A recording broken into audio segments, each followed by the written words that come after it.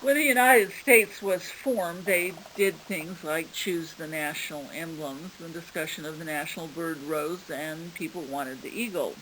After all, eagles look imperious, they're powerful. Eagles are beautiful birds.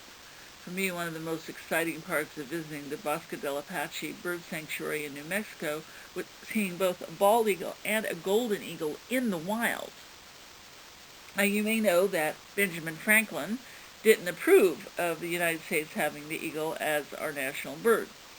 Uh, he seems to have felt the turkey would be a better choice, although some scholars think he was being ironic. But I understand he didn't actually propose the turkey anyhow, or at least there's no written record of him doing so. The eagle became the national symbol, and that's why I decided to tell a story today on Independence Day weekend as if from an eagle's perspective. I am an eagle. Humans appreciate my proud, imperious appearance. I appreciate how the scriptures say God's promise is that your youth shall be renewed like the eagles. But I'm not entirely pleased by how I am seen and depicted in the human realm. For example, I have been carried on Roman and other standards as they conquered the world, become an emblem for war and aggression. Some of the human scriptures make comparisons about an eagle swift to devour, like an eagle swooping on its prey, as if to show what this is like in the human realm. I do not wish to rule the world. Yes, I feed on smaller creatures. That's how I was made. I cannot eat grass or leaves. I must feed on those who are weaker or slower than I am. And now I will admit my kind sometimes takes advantage of our size and speed. We don't hoard, but we have been known to take what we have not earned for ourselves. I'm not excusing this behavior, and I do wish both eagles and humans would learn the lesson that power is not a justification for taking what belongs to someone else. And many humans take far more than they need. They hoard their treasures. They also prey upon the weak as if it was a sporting event.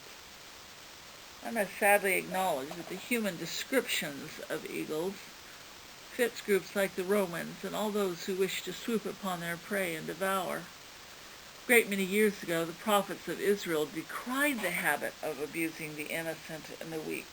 There were merchants who cheated hungry customers in the marketplace.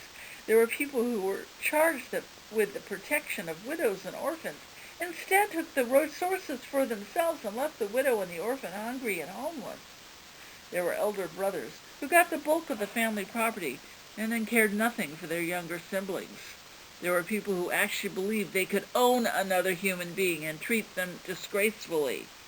Now, that is one thing we humans have never done. We have never owned slaves. I would imagine that one of the final sights Jesus saw when he was dying was an eagle pictured somehow upon a Roman standard or maybe uniform, I don't know. This makes me incredibly sad. Jesus was more truly like the best of an eagle than the Romans ever were. He saw clearly. He soared high in his spirit. Yes, he ate and drank and no doubt ate the products of animals in the land. But he received only what he needed. He never made slaves of anyone. He called people into partnership. He taught them and seemed to want them to know how to fly, just as a parent eagle encourages her children to rise into the sky. His enemies tried to clip his wings, but he could not be chained under the earth. He bursts forth and still flies, and still teaches others to fly as well. And yet even before the cross, he flew high. Perhaps he saw things a little like an eagle does. When I go up in the sky and look down, everything is smaller. Whereas more people look the same to me. They cast the same shadows, they creep upon the earth, and they only go faster through the use of another animal or invention. Aside from this, they only move very quickly when falling from a great height. The things they notice and think are so important are invisible when seen from a distance. It seems to me that humans could be more like eagles, or at least the best part of what we are. They should learn to rise up and look upon everything with a new perspective. They would see how little their differences show. They would see the damage humans do to the earth.